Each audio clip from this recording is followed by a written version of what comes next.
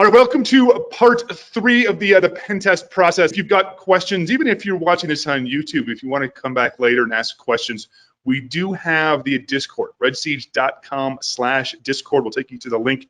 Jump on our Discord. Feel free to ask some questions here. This is the third part in our series. We're going to talk through the process.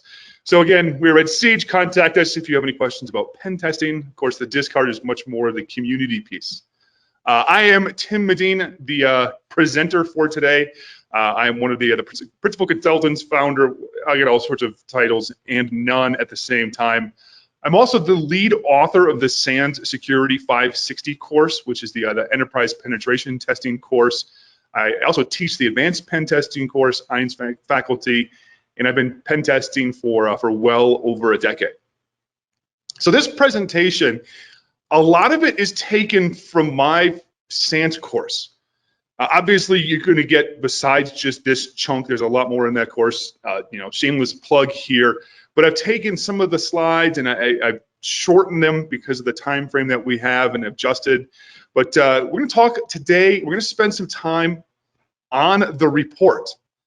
So we did on part 1. We talked about the start. How do you set up for a pen test? What are you going to do to prepare for the test? Then we talked about some of the method and the process. Finally, the report. So these three pieces to our pen test process, they're designed to be independent. So if you missed the first one, that's fine. You don't need to go back and necessarily watch it for this. If you want to, of course, feel free. But in part 1, we talked about what are some of the goals with a pen test. Doing a pen test without understanding the target organization is a miss. You're going to have a less valuable pen test. You might misidentify vulnerabilities, miscategorize these. You do need to understand. So we talked through different ways to prepare for that, some of the discussions.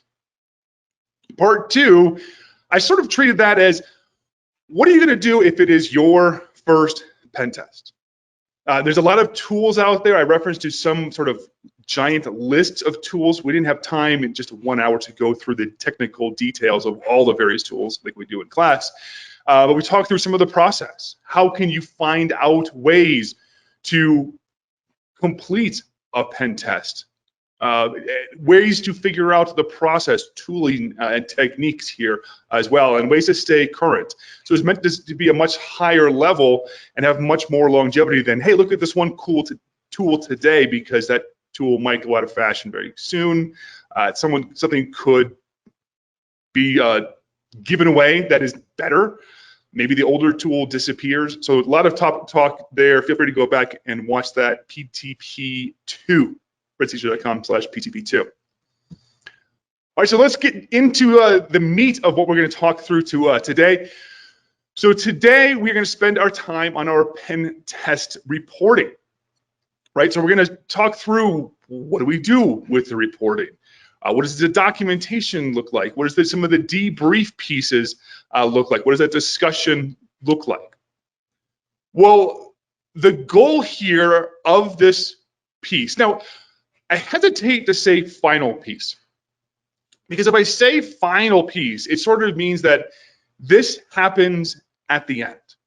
And that is not true.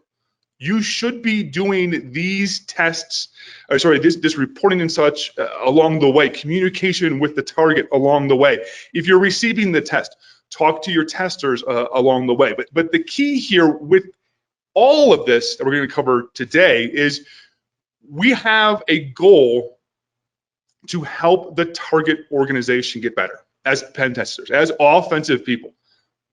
If I, as an offensive person, fail to make the target organization better, I have been a waste, right? We have 2 audiences. We are writing for the technical people, so the people who are going to be implementing the technical fixes, as well as the leadership. So the technical people, we're going to talk through some of the tactical fixes. This specific thing, here's the exact registry setting that needs to be implemented. Whereas with leadership, you're going to talk much more high level, talk at process. They're not going to know all those same technical details or the command line. And frankly, they shouldn't be jumping onto the command line. And Some of the technical pieces, it would be a waste of their time to understand. So you have multiple audiences here that you're going to be targeting in your report. And as we do this, whether it be the report, our communication, the entire test, the debrief, our goal as offense is to make defense better. That's it. The offense, red, pen, whatever you want to call it, only exists to make defense better. There is no other reason that we exist. We exist to make them better. We are like a whetstone that sharpens a sword or a knife. Without that sword or a knife, the whetstone is useless. So our goal here is to make them better. So we're not going to just show off in this report. We're going to encourage them, say, hey, here's some things you did great. Here's some things you need to improve on. An important thing. Now, I did a tweet a little over a week ago where I asked, I said, hey, if you were doing your first pen test, what is the most valuable piece of information you could give to yourself when you did your first pen test, right? So experienced pen testers, what's the one thing you wish you knew up front? And an overwhelming majority said, report as you go. So the report, I mentioned this earlier, we talk about the final report or this being the final piece. Realistically, this should be discussed earlier. Before we even start on our test at all, we should do some basic things in the report. Put in the client name, fill in some of the basic fields on the report. Who is the test for? What types of tests? Get ready to report as you go. You have to know some of your tooling. We'll talk about some of the tooling to some degree. I don't have a ton of time in here, and I don't want to shamelessly plug necessarily everything. But we're talking about some of the higher level processes in here as well. Like when you take a screenshot, what should you do? What should it look like? But this is super, super important. If you don't report as you go, you're going to get behind. This isn't you might get behind, but you will get behind. You might find a rabbit hole and you'll chase that rabbit hole, and then you've got a half a day and you're like, oh my gosh, I forgot what happened this morning. And then you have to go back and maybe remember some of the pieces that you did. If you try to write the report at the end, maybe you missed a screenshot and now your access is gone. The target organization said, yes, the test ends on Friday. You decided to take it into the next week for reporting. Now that screenshot is gone. Or this happens all too often. We find a vulnerability. Maybe we inform the target organization, depending on our discussions up front, or they detect it, or random patches happen, but those holes get closed. Those vulnerabilities are closed. And if you don't have the documentation, the screenshots to prove that something happened, it may as well have never happened. So when you're writing up your findings, it helps. When your finding is written, it might be on a Monday for a 5-day or a 10-day test. That finding is essentially done, right? So I can't stress this piece enough. I know a lot of people, especially more junior, like to take notes and then come back and write the report. I find that to be more difficult because now I have to find these pieces and sort of remember. It's also less fun. If you've spent an entire week of reporting, that's no fun. Also, if you report as you go and your test is done on Friday, you're done on Friday. And there's nothing dragging you into the weekend. There's no like, oh my gosh, I have to finish this up next week, but I have a new test. No, it helps. I can't stress this enough. It's fantastic. Use this as a time management tool. It will save a lot of your sanity. So part of reporting as you go, take good notes. I've been busted on this before where I got into a system. I'm like, uh-oh, I forgot how I got in. Take those notes. Where did this password come from? Where did it work? Don't be that tester where you have to go back and like, well, I kind of got to fudge some of this. I mentioned this before in our previous, actually, I think I mentioned this in every single one of these presentations, but you will never be upset that you took too many notes. The counter will often happen. Like, oh, I didn't take enough notes. Okay, with that, let's spend some time now. Let's talk some about the report itself. Now, what's the report going to look like? So we're going to do a little bit here. I'm going to break this up into sort of two portions, if you will, two halves. The first piece, we're going to talk through what does a good report look like? What are the things that should be here? What we'll do then is I'm going to pull up some reports and we're going to take a look at some live reports. There's a fantastic repository out there with public pen test reports. Let's take a look at those, see what's in those, and then critique some of that. Because I find the goal with that second piece isn't to shame and name any of those. It could have been any number of reasons why it was designed the way it was. But it helps solidify some of these concepts. Like I tell you, like this should look like this. Everyone's like, oh, yeah, of course. And then you see it in a report and you're like, oh, I would have missed that. So our report sections up front, we're going to have our executive summary. We might have a separate introduction, or it might be part of the executive summary. We're going to have then the findings. This is really easy to write for us technical people. Again, we'll discuss that in a little bit. We also have the methodology. So what did we do on the test and what should be included in there? We'll have appendices. So some of the longer output, maybe we'll put an appendix, and if it's even longer still, maybe it'll be supplemental information. We'll talk through those, again, those various pieces throughout. Now, our executive summary. Now, you might think this is pretty obvious, but you'll see when we look at some of these reports a little bit later, it isn't quite as obvious as one might think. So an executive summary should be, wait for it, a summary for executives, right? And you're like, well, of course, Tim, it's in the name. Yeah, but I've seen it plenty where they aren't. A summary should only be a few pages. It should be designed for the executive. Quick note here at the bottom here says, well, we want to provide strategic recommendations in the executive summary, not tactical. So for example, a bad recommendation in the executive summary would be to install a specific patch. At the executive level, what we're going to say is, look, you have a problem with either your asset inventory, you don't know the software is out there, or you don't know this entire system is out here, or you have an issue with your patch management program and it's falling through the cracks. There is some sort of systemic problem that leads to a specific missing patch. So at the executive summary level, it's important to say, look, this is the high level piece. Here are the high level levers that we can pull at the executive level to cause action to prevent these small tactical problems, if you will, from happening. So our executive summary, writing this is a little bit of an art form because we as technical people, we love to say things like domain controller and password hashes and cracking with hashcat, but that doesn't translate, right? It's like hashcat, are they hash? What are they doing with hashes? Are they smoking weed? Are they smoking weed on my test? Right? Keep it high level and keep it short.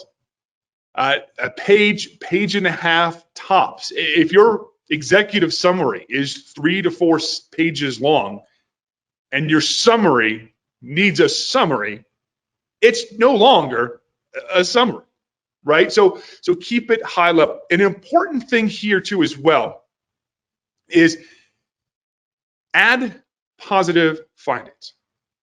So the majority of the rest of the report is, here are things that you need to do better. Here are the failings that we found, the vulnerabilities that we detected, and here's how you should fix it. So it's beating them up to some degree. Now, remember, we're on the same team. Our goal is to identify these vulnerabilities, help the organization make the proper decisions, and ideally make themselves more secure, right? But we're sort of pushing them forward. What we also want to call out in the executive summary is, look, you did a great job on this particular piece. Like maybe, for example, like, hey, they're missing patches all over the organization. And because of these missing patches, we were able to get access to the domain controller and dump password hashes and do cracking of those hashes. Maybe the finding is, we weren't able to crack very many because the password policy was really good, right? Whatever it might be, there is almost always something positive you can put into the report and say, you did a great job here. Yes, there are areas that need to be improved, but this piece, you did a good job. And it's important to call that out. It shows, hey, look, these initiatives, they're on the right way. There's still things we can improve on, but these pieces are fantastic, right? You're doing really, really well. Right? So again, I mentioned this a little bit before, keep this high level. We don't want to use the technical terms. We want to talk about a few of the findings. So we're going to reference some of the findings in the report and summarize them in a sentence or two. Talk about the business impact, talk about the strategic level findings and misses that led to these specific issues. So talk about those root causes. Those root causes are very important. Do we need to change some sort of technology? Hey, look, we found cross-site scripting all over the place. Well, maybe your developers need training. Maybe a web app firewall would help here as well. Those things are much more strategic. I'm not telling you to go in and change this specific line of code because that's going to fix the problem once. But what I want to do is fix this problem in perpetuity. Right? So this executive summary is super important.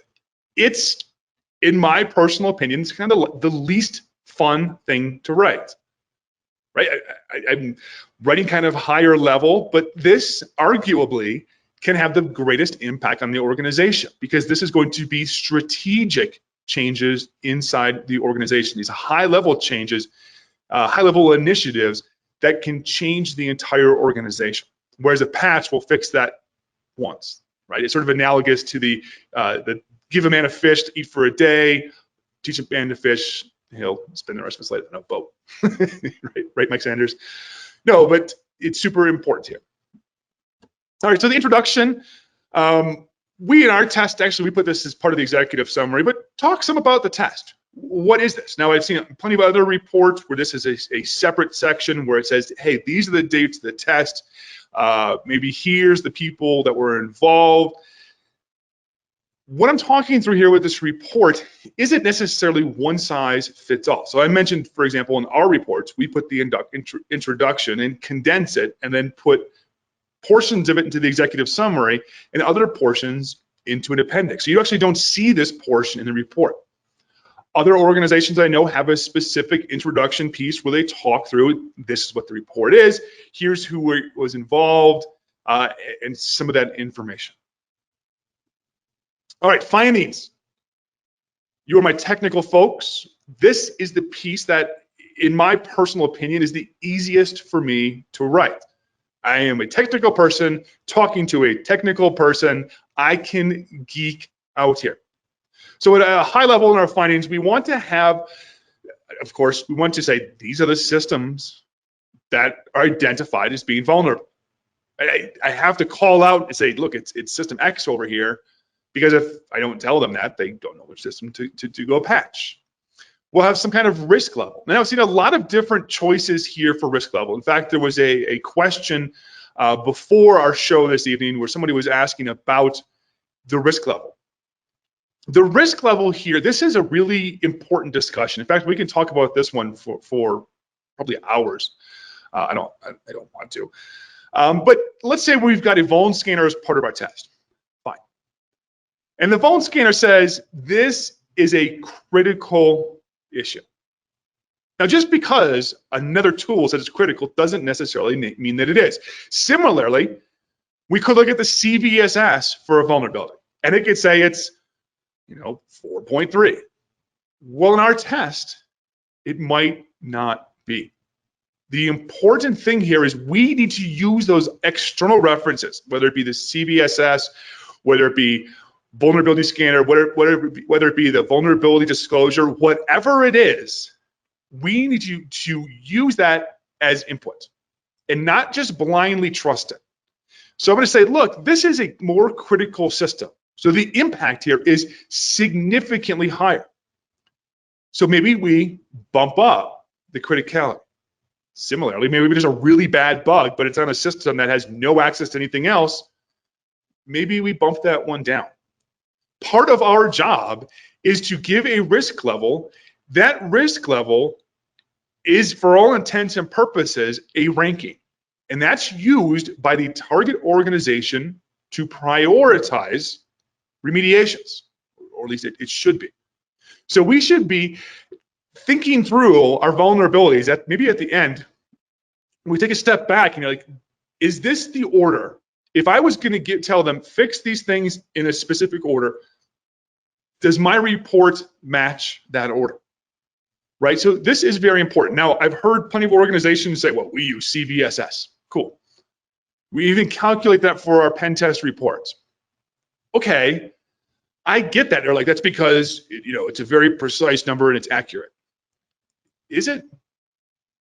I mean, you can look at those CVSS scores. It's all based on inputs. It's all made up.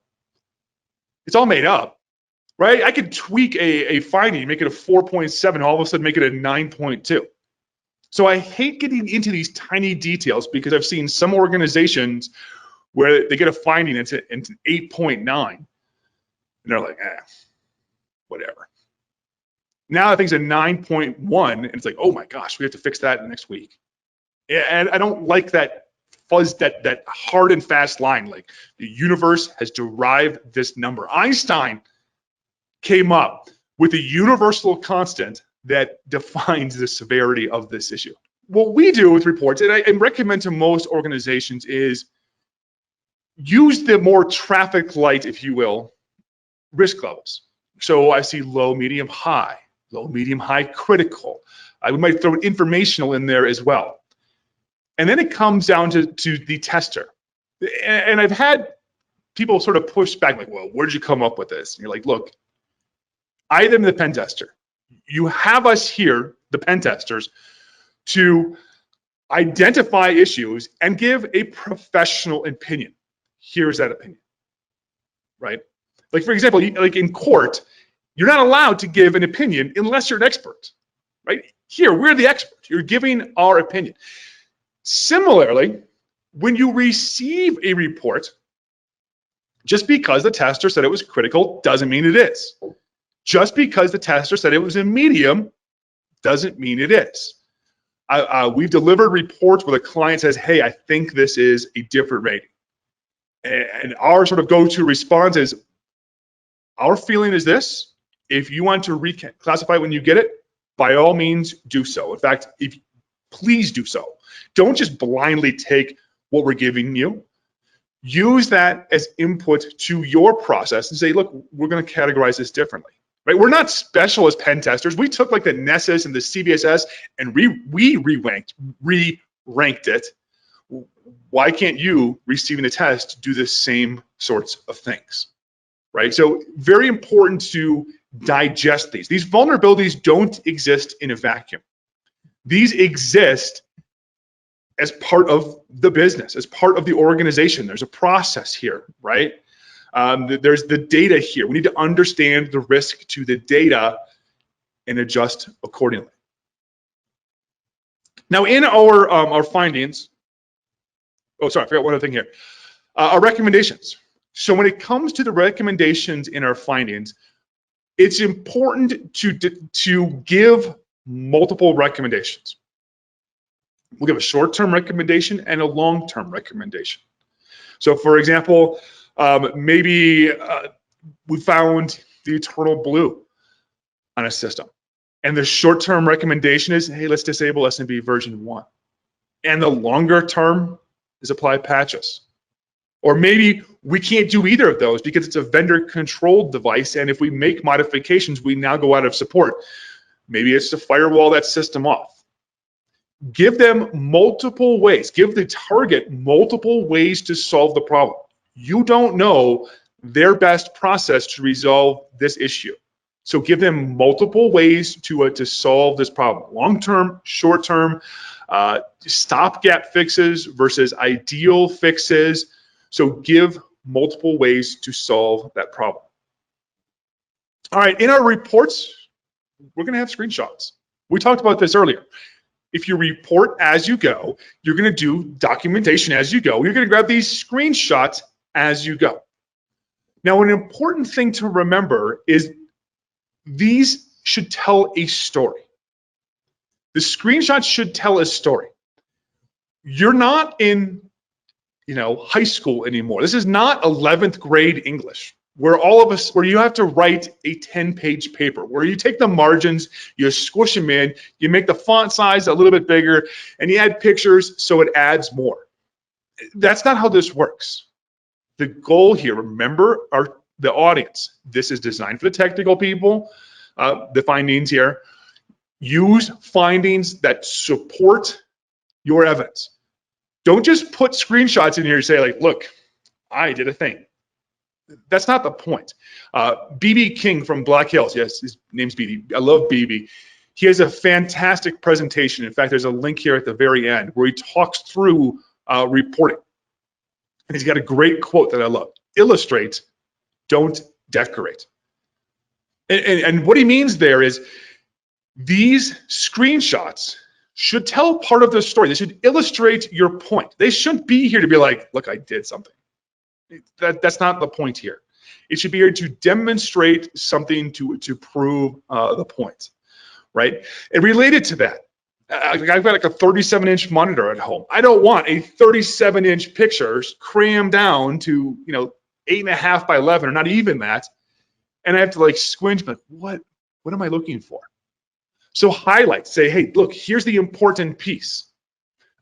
Say, point to this. Like, look, this is the thing that we're interested in. So zoom in, show me the important thing, because even you might understand it as a technical person, but maybe the recipient of the report doesn't know the same thing, right? They don't have the same security background. Maybe it's a system administrator and they don't understand all of this security stuff. So zoom in and say, look, here is the important thing. So here's use your arrows. Important points, like for example, in our top left, we've got netcat connection coming back, and we can see we're pointing to the specific commands that were executed.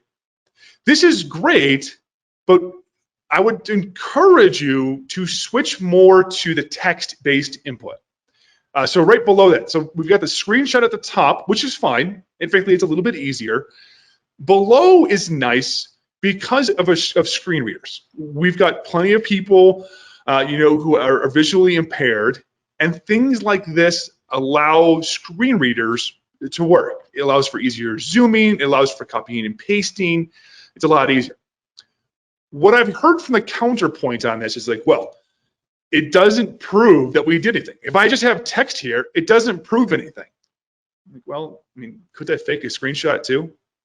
And if you don't trust the pen testers to begin with, that's a deeper problem. So who cares? I want to make my reports more accessible and more readable. And you can see in both cases here, we're highlighting the important piece. We're saying, look here, this is the thing that matters. Also be aware, and I've seen this way too many times, where people take a screenshot and they're using maybe something like Kali. And Kali's fine, whatever. But they've got green text on a black background. Now, if you copy and paste that and put that into a report, that can be very difficult to read. You have to understand that some people will print the report and look at the printed copy. I don't care. I mean, you're probably saying, like, why would you ever print the report? That's not your issue. You are writing for the audience. Do what the audience needs. So change your background. I have a terminal window. I've got green text on a black background with transparency. And that is party mode. And then when I want to take a screenshot, I have a key sequence to set up my terminal to switch to what I call business mode, which is black on opaque white that I can use for screenshots, and then I can use my key sequence and switch back. And it's much easier to read in the reports. If you've got that green on black, much, much more difficult. Also be very careful of things like transparency. We'll talk about that in a little bit. So what do we need to do for screenshots? Well, we've got a couple of basic things we need to do with our screenshots. We need to crop, right? I mentioned my big monitor.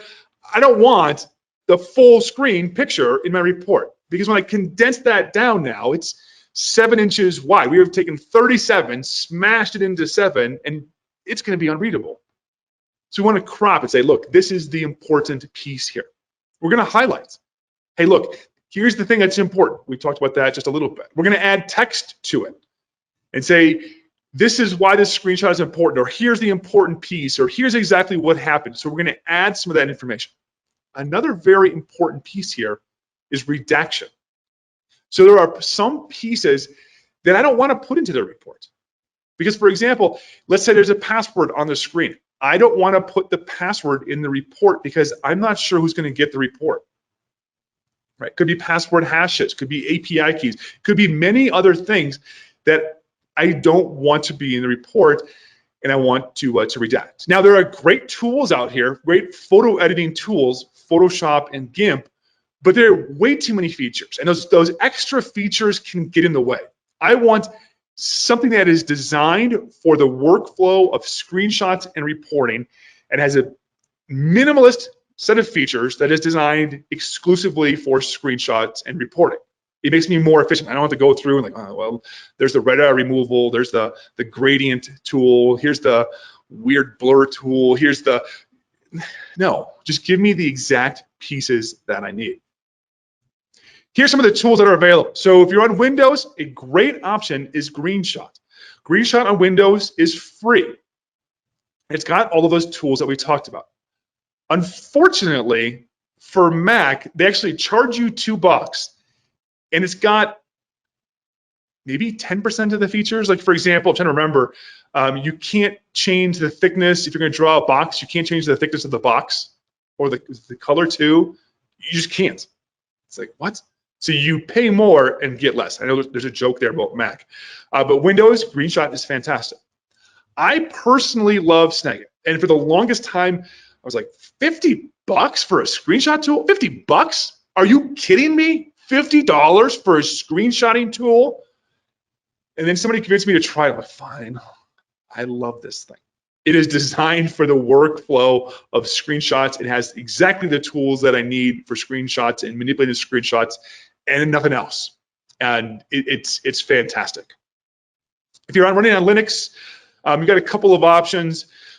Shutter is kind of crappy. It gives us some of the capabilities. We could then pull that back to our Windows or to a Mac and then edit it into something like Snagit. There's another tool called MAME. I haven't actually used that one. I just recently heard about that. It's a little bit more full-featured. Alternatively, if you're running your Linux in a VM when you're on Windows or Mac, run in your VM and use your host operating system for that screenshot. Again, I make no money from Snagit, but I freaking love me some Snagit.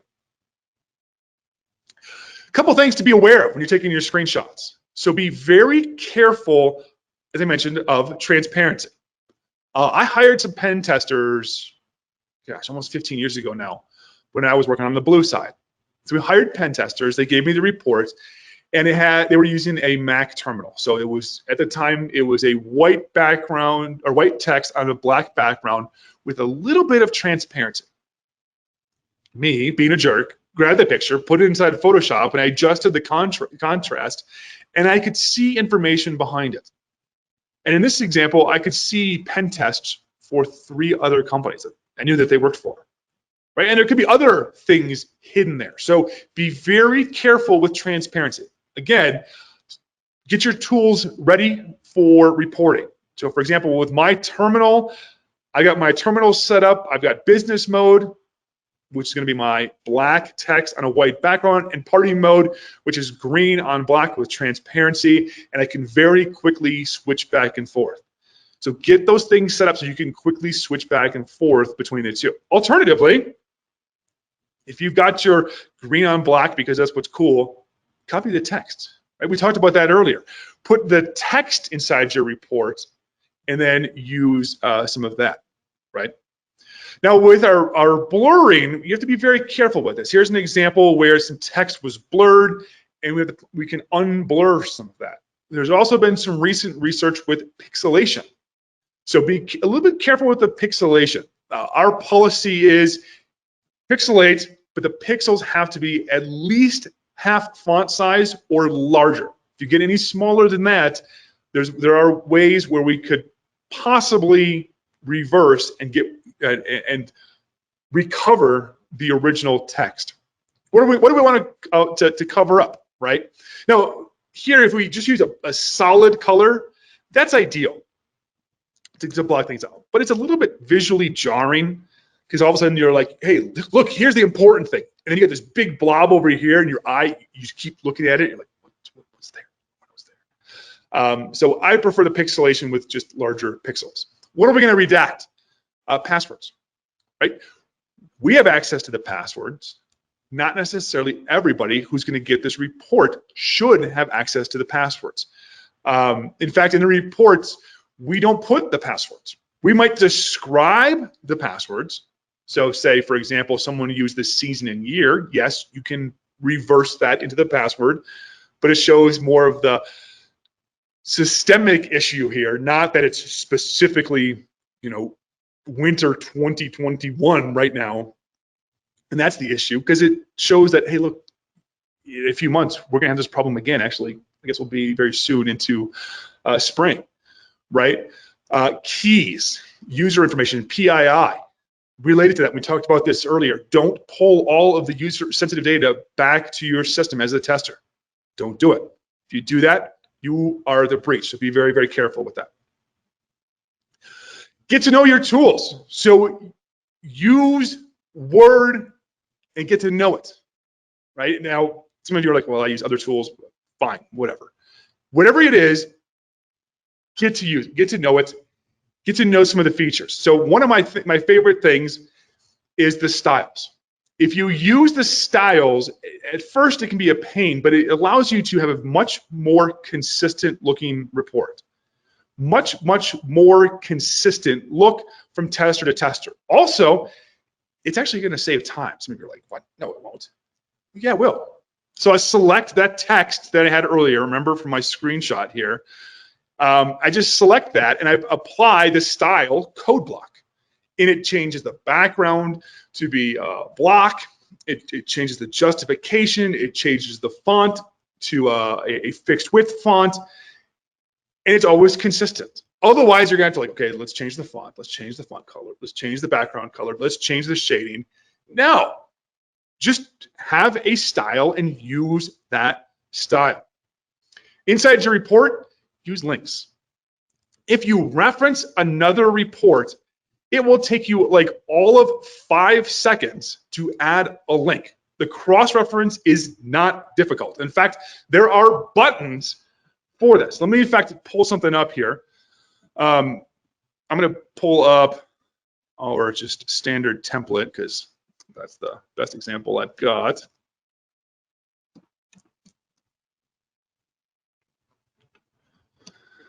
Make sure I get the right one here. Show you a couple of quick things inside of Word that are going to make your life much, much easier. All right, so there we go. Here's my Word. Let me drag this over to the other window here real quick.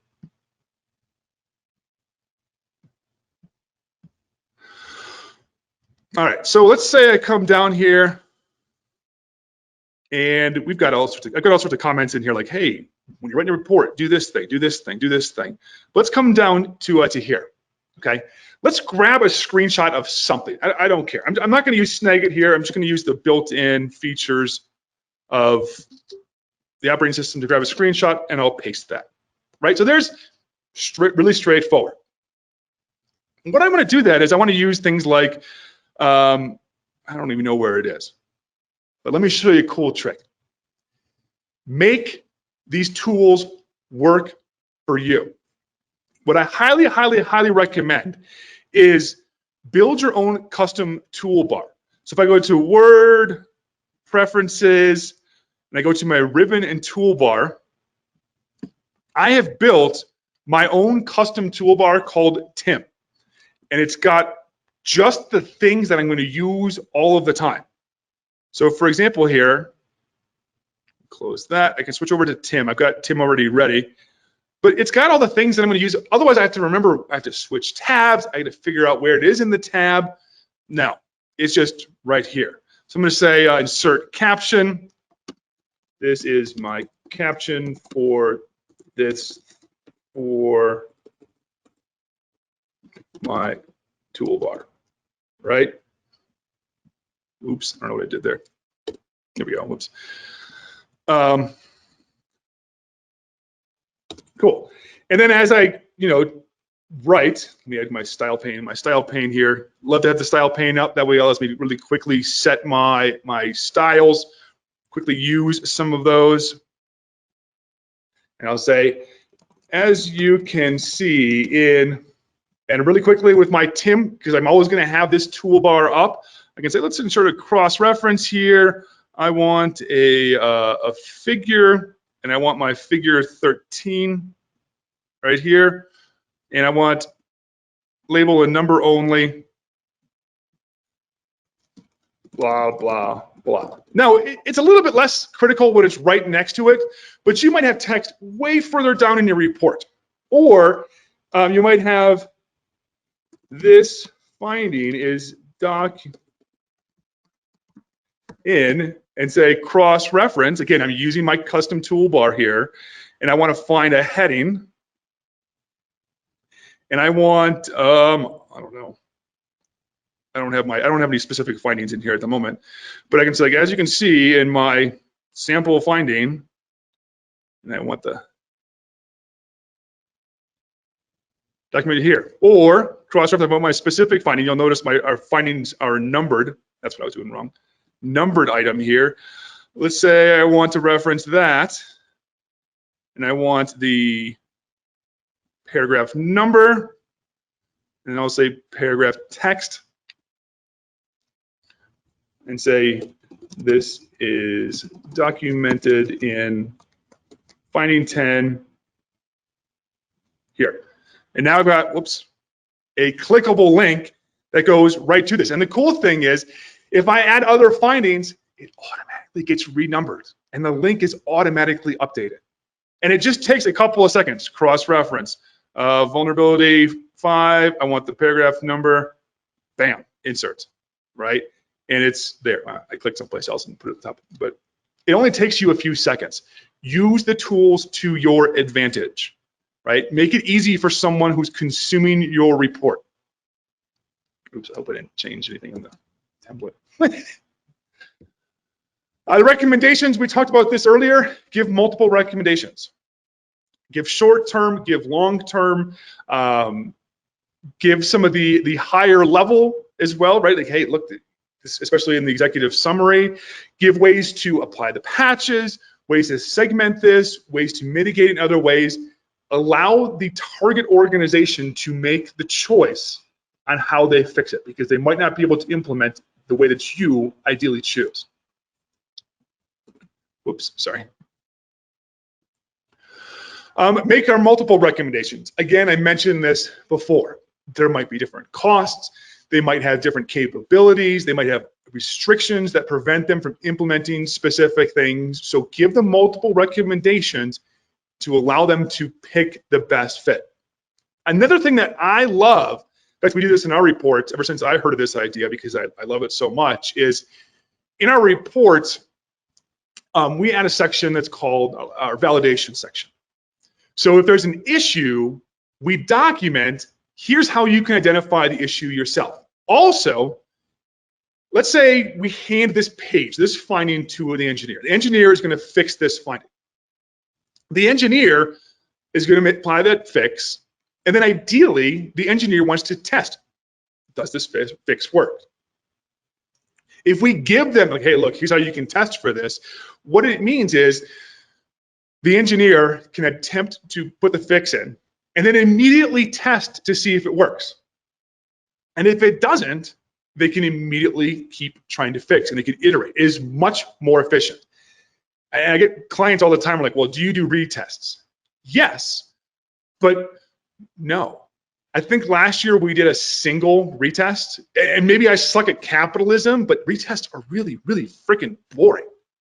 And I tell them, like, look, we'll do the retest if you need it. In fact, I'll put it in the quote as an optional line item, but realistically, you can test this yourself, and it's gonna be much more efficient for your engineer. Instead, if I did a retest and didn't include this section, it would be, hey, here's the issue. The engineer gets it, and then maybe it's a month or two later, it comes back to me, I have to retest it. Now the engineer has to fix it because it didn't work. They have to context switch back again. And how many times do we do this? So I find this to be much, much more efficient. The methodology section, super important. It shows the things that you did. This is a little bit more of that, be pretty verbose here. This is really useful in showing the things that you did that didn't identify a vulnerability. So, hey, we tried password spraying, but it didn't work. This is a great place to document that, because it doesn't make sense to write a finding like, hey, this wasn't successful. You don't want that in the finding. That's clutter. So if you put this in the methodology, someone can come back and look and say, oh, they did try this, it didn't work. Cool, yay us. And it also helps you when you're writing your executive summary later, you can refer to this and be like, hey, what things failed repeatedly for us that was good for the defenders? The appendices take some information and move it to the end. So if you've got like a list of 300 IP addresses, put it in the appendix and say there's a link in the appendix and make the link work. I mean, it's not, maybe make it link back too. It's just that much easier, much more easy to navigate the report instead of scroll. Remember, you're writing the report for the target audience. Will it take a little bit of extra time to add that link? Yeah, but I think you saw it took like 7 seconds. 7 seconds can save them a lot of frustration and make it much more easy for them to consume. If it's still even longer, maybe you want to put it in a separate supplemental documentation. So you don't want like right in the middle of the report, like 3 pages of IP addresses. That's funky. So you throw it in the appendix. Maybe if it's like 1,000 now, maybe it goes into a separate document. Now, when you receive a report, what should you do? Document. One of the things you should do is you'll see each of those findings. You'll document what are you going to do, and some of these are mitigated, and sometimes somebody's going to decide we're going to accept the risk. It is what it is, right? Security exists to enable the business, right? So we're not going to get all the fixes we always necessarily want on the blue side. So document that. Now, if you're the technical blue person, it also means that, look, if something bad happens, the executive signed off on it, not me. I'm not getting fired. It's that idiot, right? So document that. Again, as I mentioned before, adjust those risks. If you think it's not quite what the pen testers think, that's fine. Adjust accordingly. All right, so the recommended reading. So here's a presentation I want to first reference. This is my go-to. In fact, all the new people to Red Siege, I'm like, you have to watch this because it's the best I've seen on this. BB King does a presentation where he talks. His presentation is Hack for Show, Report for Dough, where he does similar things, where he digs in a lot to the reports. There's some example reports. In fact, we're going to take a look at some of those sample reports here as well. Now, I'm going to pull up sample reports here. Now, the goal here is not to shame. I'm not picking these up to like, you're ugly, you made a mistake. The goal here is to illustrate things that should be changed, because it's hard sometimes. Like, we know all these concepts, and then we write a report, and then when somebody else points it out, you're like, oh yeah, I see that now. So this is meant for learning. This is not meant to pick on any particular organization and say that I'm better. That's absolutely not the goal here. Okay, so let me pull up some of these reports. This is in that repository that there was the link to the public pen test reports. Here's our sample or the report. Anybody recognize this format? Right, that looks kind of standard-ish. I don't know, the blue with the underscore text. Nothing says 1997 like blue with underscore text. Realistically, talking about those styles, you can go to the hyperlink, change the style for hyperlinks to literally anything else, get rid of the underscore, maybe still keep it blue, who knows. It is fixed for all of them. And within your template, it is fixed for all of them in perpetuity. And it will take you 10 or 15 seconds. So highly recommend a change like that. Let me scroll over. Let me come down to here. Anybody see something that looks a little bit odd here? The risk is ordered funny, right? Like, why would you lead off with a low, then a medium, then a high? This isn't like you're a book or a movie where you're trying to like develop the plot. We talked about this earlier. Make the risks, give them a prioritization. I don't know, am I supposed to fix the first, the 001 first, and then 2, and then 3, and then 4? Like, what? And some of you are still like, well, it's because it's the order. It's 01, 02. It has to.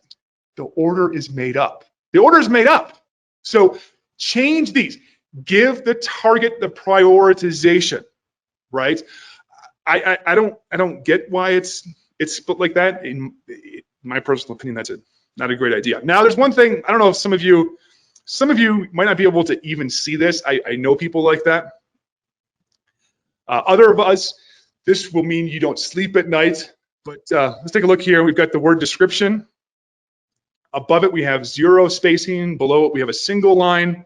Come down here. 2 above, 1 below. I don't know about you, but for me and BB, this is the thing of nightmares. This bothers me way more than you should. And you're probably like, is it a big deal? No, but it is. Because if you don't have the attention to detail here, think about the person receiving the report. They might be like, you know what, if they don't have the attention to detail here, where else do they not have attention to detail, right? And if it looks fine to you, you're like, I don't care, that's great. To someone else, it might. Which this goes back to use the styles. Literally, like on our reports, I'll do a search for enter, enter. There should be at no point where there are 2 enters back to back, besides an output. So the enter here means the styles have it one. What you should do here is have a style for this description, this heading here that adds a padding above it so it's always the same and no enter. So, you know, make sure that you find and identify some of those pieces. Right, and it happens, but that's why other people. All right, let's take a look here. Another one.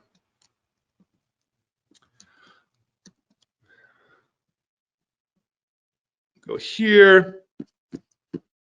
All right. I personally am not a fan of this font, but I think that might be more me than anybody else. A couple of things here. Sorry, I need to check my notes. Formatting is very clean, like book clean. They absolutely nail that.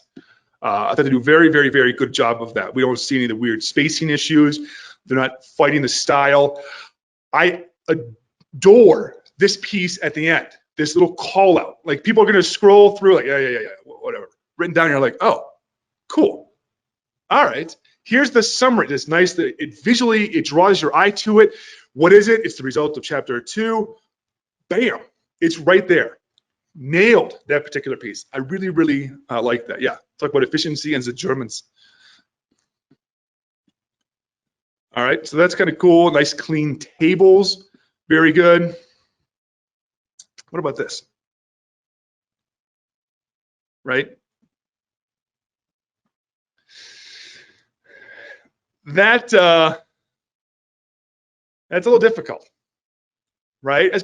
Imagine if somebody printed this. What is that? Or even more fun, they're looking at it on a tablet or a phone, and it's formatted sideways. So they take their phone or tablet, and they switch it, and then it flips. So they turn it like 42 degrees, and then their head goes the other, yeah, right, to try to read some of this. Also, what are you showing me? What is the point? This goes back to, I'm going to call it BB again. Illustrate, don't decorate. Show me why do I care? What's my motivation, right? Like, why does this thing exist? In this picture, it's like, hey, I did stuff, folks. Great. Is there a specific piece that matters? Is the whole thing bad? What's the issue here, right? Also, we've got this one. Why is this one green? I don't know. Why is this one green and purple? I don't know, right? So make it important. Why do I care about this call graph? Is there an issue with this call graph? I read the report and I couldn't find why I cared about this. So it's just taking up pages to make us look like we're more important, at least in my opinion. All right, a couple more here.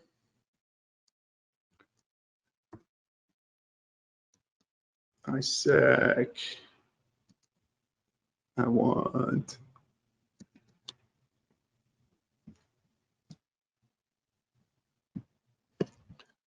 Look at this, nice and clean. I like how clean this executive summary is. Dashboard here.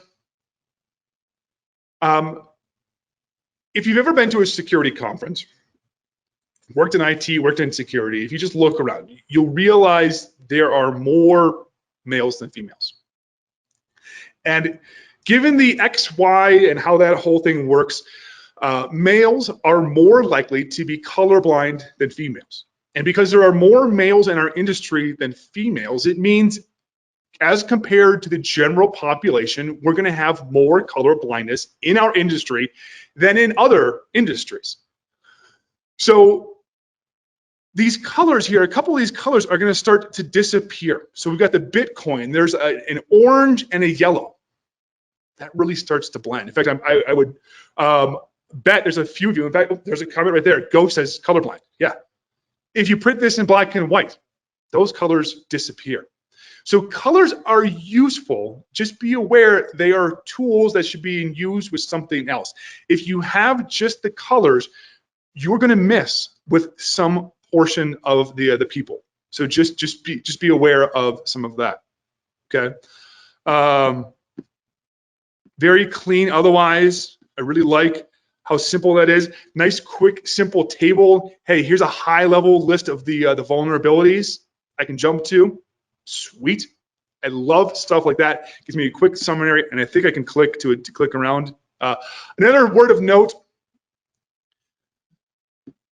Friends don't let friends use tables in Word. They look beautiful. Don't get me wrong. I love the look of this. But because you've got this table layout, at least in my personal opinion, personal experience, if you paste anything into a table, it breaks all of the tables. So just be careful with that. It looks fantastic. It can be a little bit of a pain sometimes. All right, let's grab another one here.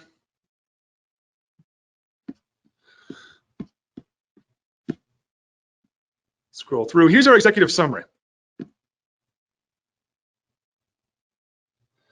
That's interesting. So BB posted in the Slack here, color-blindness.com. There's a color blindness simulator. So if you want to see what is this going to look like for other people with different visual impairments, you can see that. That's fantastic. I'm a little bit colorblind, just in the extremes, but I try to be aware of people who are going to be consuming the report, right? All right, so here's our executive summary. As an executive,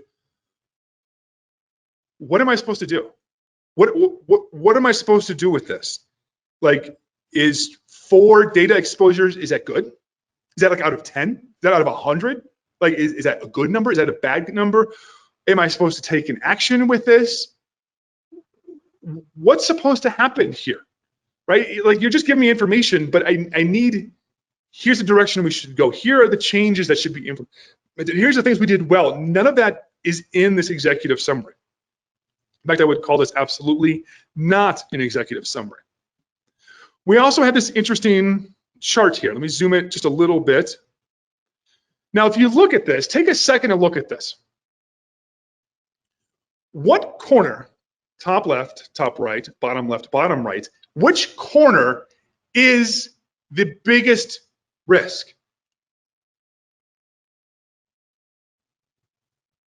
The biggest risk is actually the bottom left, which is weird, right? So that weak volume header key derivation algorithm is actually the biggest risk. That should go in like the top right. You know, that's the worst one. So I find this exceptionally difficult to read, just to comprehend, I should say. Also, you've got red on black. Terrible idea. If you print this, it's going to absolutely disappear. In fact, I don't know if any of you remember this, but if you played SimCity in like the early 90s, their anti-theft device was black text on a red piece of paper, and you had to enter in the codes for the various cities because it wouldn't photocopy and it wouldn't print. That's exactly what the point of that was, which is exactly what you're doing here. So in my mind, this should be reversed. Also, we've got all of these findings are on the same arc. Which one's worse? Which one's not? Like, they're on the same arc. They're all the same distance from the origin. Which one's worse? Which one's not? So I'm a little bit confused by that piece. I love this one for the images. I don't know if they have a professional person that does all of the images, but it's fantastic. They do a phenomenal job here. Like the text flows around it. It's like a well done like textbook. Really, really, really cool stuff. Very, very readable, very to the point, very concise, very clean. Really like that one. All right, here's one. I mean, this is default Word, right? Even if you get another template off the internet and use that, at least it looks different than it defaults. Here we've got the colors. Don't like that. Prefer to have black text on white because it's just this big black blob right in the middle of the screen. Transparency is clearly on, so if you had other text behind it, maybe it makes the text harder to read. So not particularly a large fan of that one. All right, two more.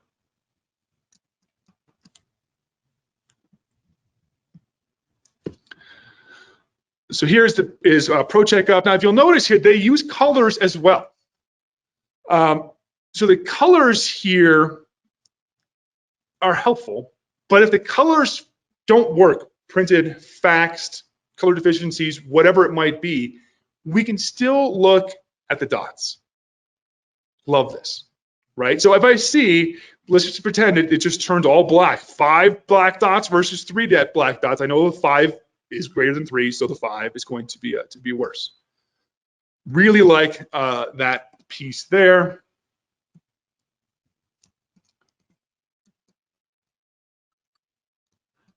Oh, this one's a little bit funny. Scroll down here. So we got the executive summary here. Here's a pie chart, but somebody ate the other half of the pie. Well, where did the other half? Like, and why? If it's only using half of a pie chart and the whole pie half is full, what? I don't quite get that one. I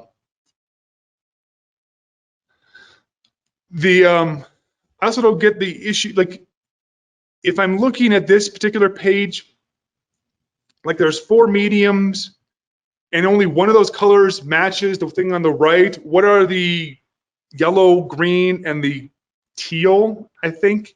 Like, what are those the same? What is a none risk? Right? Like, I'm a little bit confused by some of that. And there's a fantastic presentation called Everything is a Remix.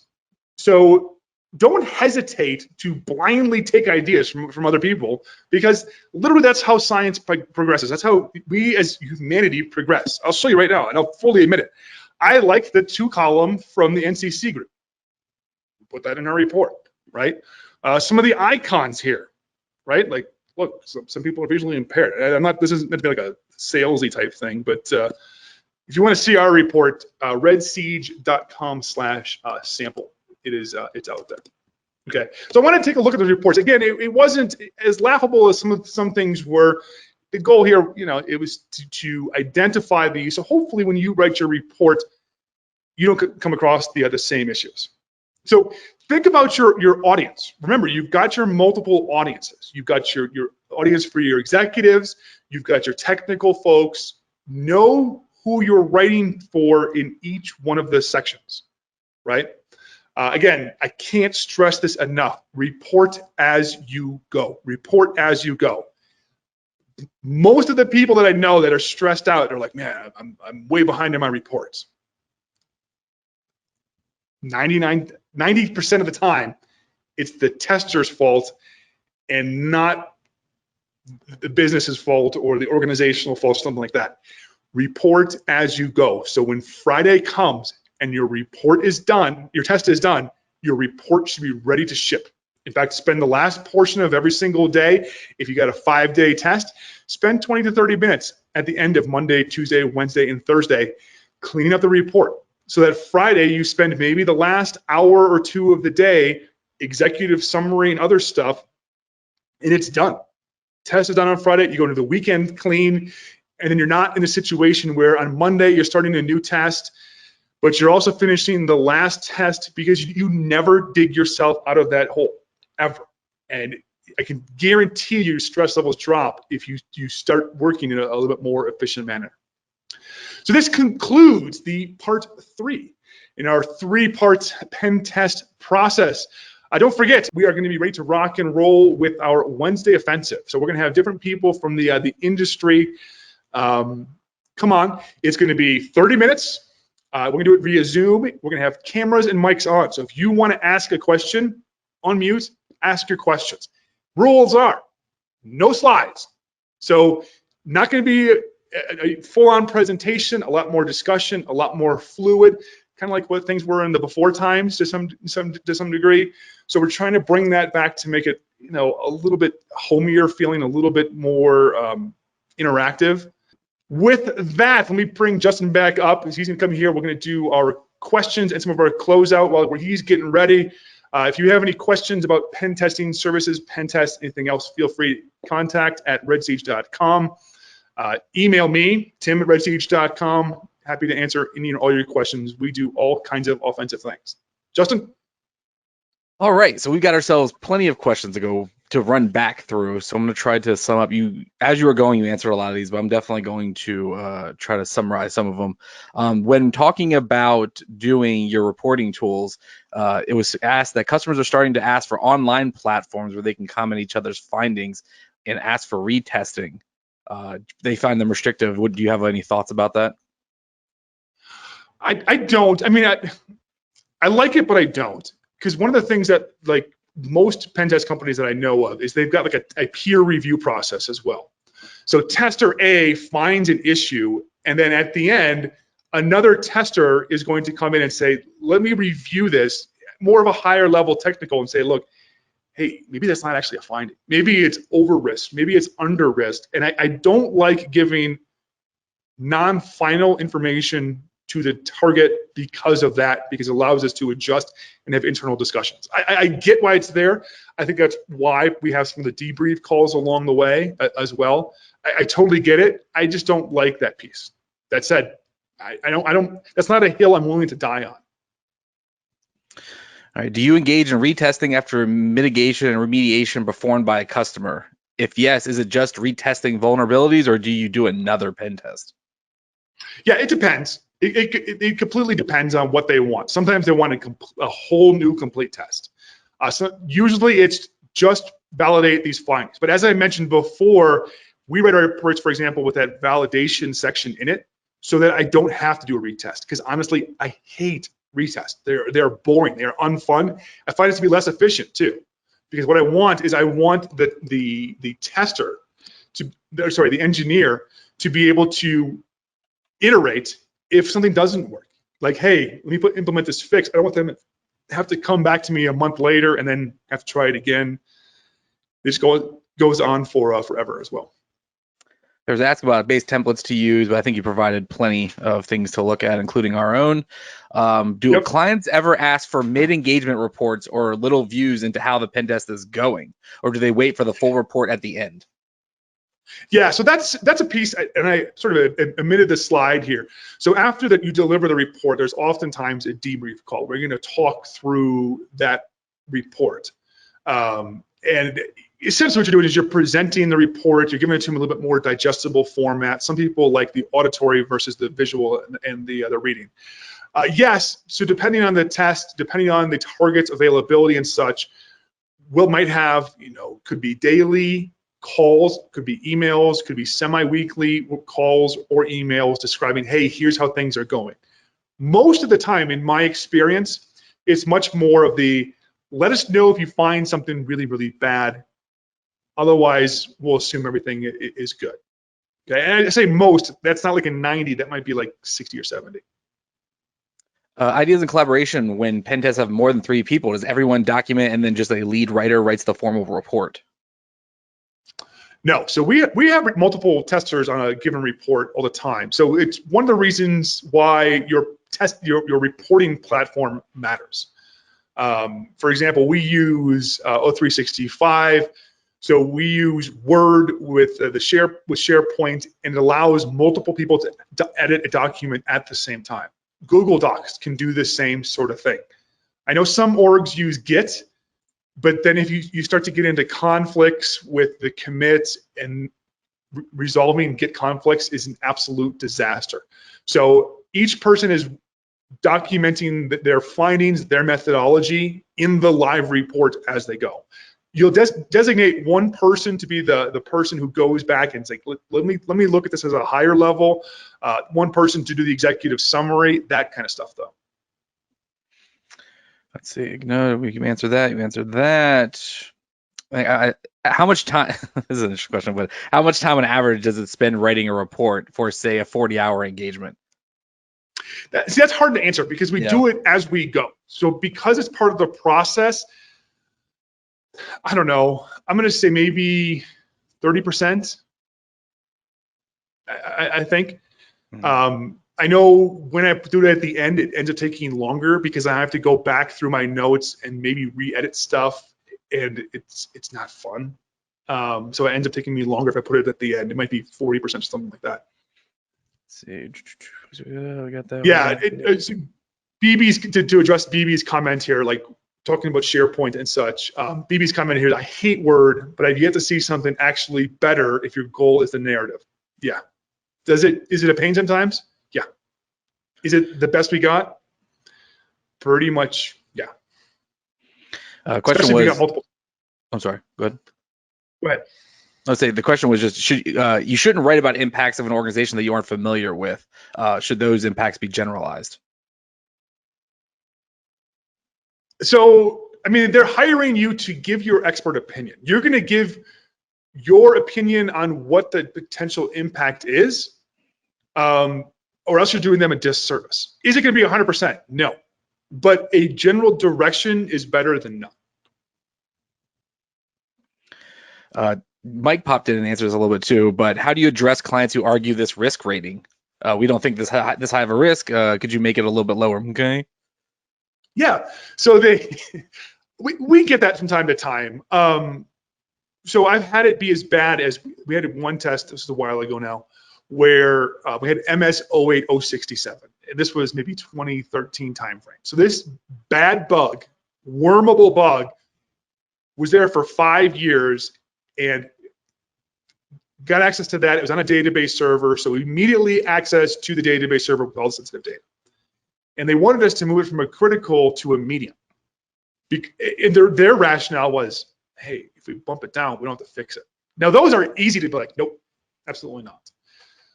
What I say is, look, whose name goes on the report? It's my name, right? And in my case, it's my company. So I don't want to put something on a report where if maybe later that organization is breached and that report gets out and be like, these knuckleheads rated that low? Like, oh my, these guys are morons. Like, it's your responsibility Your reputation that's on the line here. Now, I'll support any one of my guys when the client push back and they're like, no, I'm not changing. I will absolutely support that. Some organizations, you might not get that support. Then it's tough. I'm not going to pretend, because it could be your job that's potentially impacted. And when I tell them, the clients, and I say, look, this is our guidance. This is what we believe it is. If you want to recategorize it, that's fine. In fact, I encourage you to do so. I would think it would be a disservice if I lowered it. That said, I'll happily listen. They might say, look, maybe we should downgrade this. Sometimes they come back and be like, look, I think we should upgrade this. And again, I'll listen to them, and I might make the change, I might not, but it's my name on the report. So I don't want to go anything where I would be embarrassed for somebody else to see that.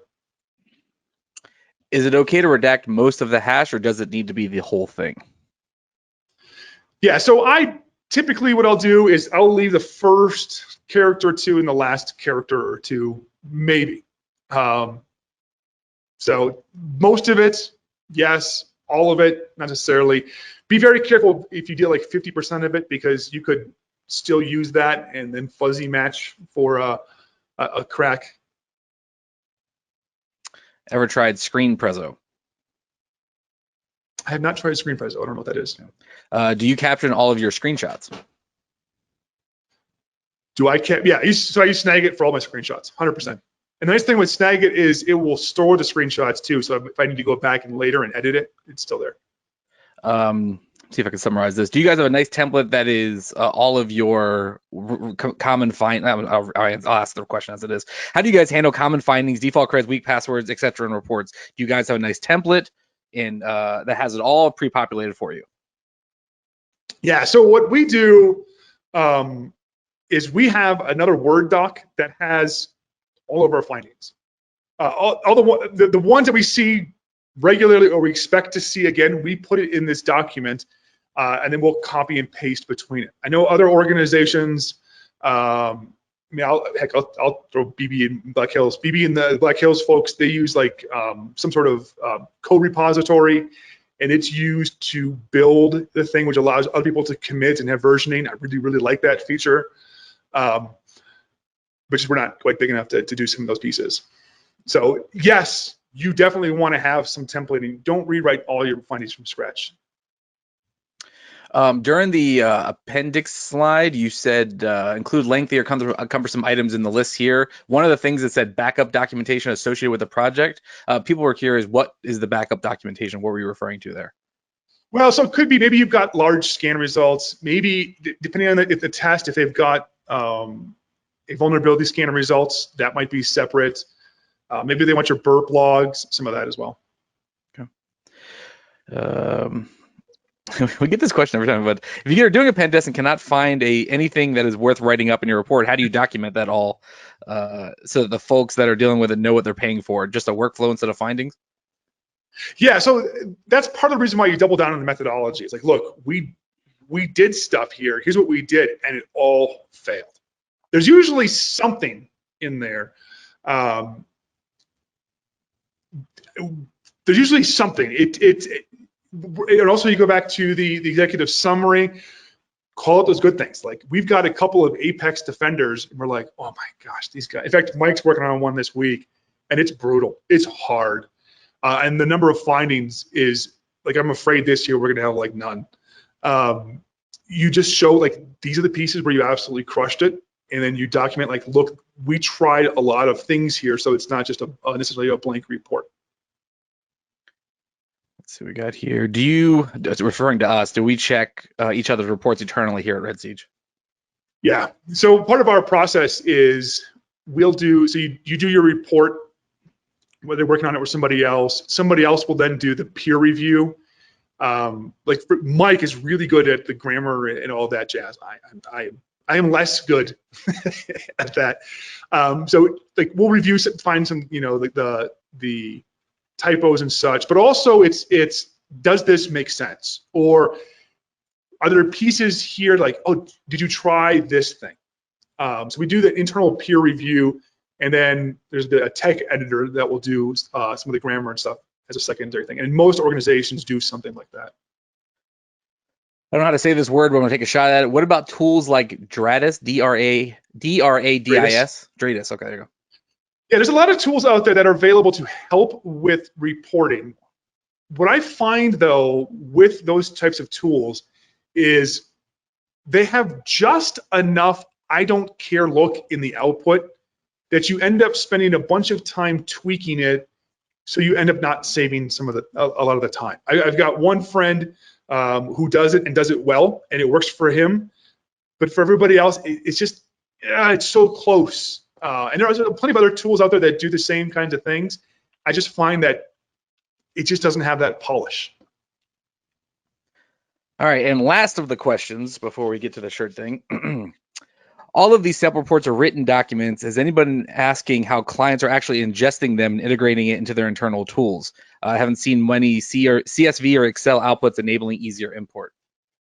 Yeah, so we'll do that sometimes. Actually, Jeff McJunkin mentioned this as well. We have some who are like, look, give us a CSV as well, or Excel. Fine, we'll happily put that in there. What I haven't seen, it's funny, I get asked this all the time, is there a great way to feed that into your ticketing system, especially when there's multiple teams involved? I haven't found a great tool for that. Typically what people will do to track it though is they'll create a ticket for a particular vulnerability and track it that way. And that is it. That is the last question. That is everything all together. Man, this was There's one more. We just found out. Oh, if you were the only person in your organization that does pen testing, how would you go about getting peer reviews? Ooh. I have no idea. Good job. Well, I mean, the slight difference is, and I think what you're saying here, Bert, is I think you're an internal tester. In that case, I think you're going to have a lot deeper conversations with people receiving the report. So to some degree, that will be some of it. Otherwise, I don't have a great answer for you. Yeah, BB says it, ask your internal customers. Absolutely. Yeah. All right. Now that is it. That is the last question. So that is it. We are done, ladies and gentlemen. That was a good 3 weeks of just solid SiegeCasting. This one was really, really good. This was great. Appreciate everybody coming out here.